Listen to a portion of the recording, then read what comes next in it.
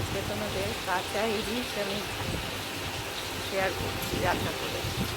প্রথমে নিয়েছি আমি শুকনো লঙ্কা, কাঁচা লঙ্কা, তারপরে লাল লঙ্কা, সর্ষে, তারপরে নারকেল, এগুলো সব পোস্ত সব নিয়ে বেটেছি, শুকনো বেটে নিয়েছি, তারপরে জল দিয়ে বেটেছি।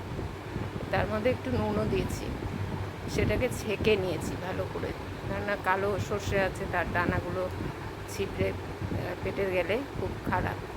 এবার সেটা জল দিয়ে ভিজিয়ে রেখে দিয়েছি। এবার তার মধ্যে ইলিশ মাছগুলো দিয়ে দিয়েছি, কাঁচা ইলিশ মাছ। এদিকে আমি পেঁয়াজ কিছুটা ভেজে নিই, তেলের মধ্যে লাল করে ভাজতে হবে। লাল করে ভেজে নেওয়ার পরে যতক্ষণ না ভাজা হবে ততক্ষণ নাড়তে হবে। আর এদিকে ওই ইলিশ মাছ ভেজানোটা, ওটা আমি 10-15 মিনিট রেখে দিয়েছিলাম। তার মধ্যে তারপরে নুন দিয়েছি আর কাঁচা তেল দিয়েছি, সর্ষের তেল দিয়ে ভালো করে মাখিয়ে রেখে দিয়েছি আবার 10 মিনিট। এদিকে ভাজা হয়ে গেলে তারপরে ওর মধ্যে মাছটা ঢেলে দিলাম।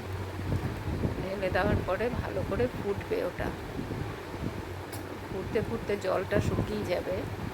আর খুব ভালো না ফোটা হলে পরে ভালো লাগে না, তারপরে নামিয়ে দিতে হবে। দেখো কি সুন্দর হয়েছে, খুব সুন্দর দেখতে হয়েছে, খেতেও খুব সুন্দর হয়েছে। তোমাদের যদি ভালো লাগে তবে লাইক, শেয়ার, কমেন্ট করো, সাবস্ক্রাইব করতে কিন্তু ভুলো না। দেখো তোমরা কত সুন্দর হয়েছে।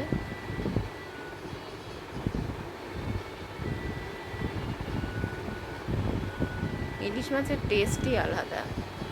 ইলিশ বাঙালির প্রিয় জিনিস, আমার তো খুব ভালো লাগে। আমার বাড়িতে সবাই ইলিশ মাছ ভালোবাসে, কিন্তু ছোটো ইলিশ হলে পরে না, আমার বাড়িতে এবার বাচ্চা কাচ্চা আছে, তারাও খেতে পারে না।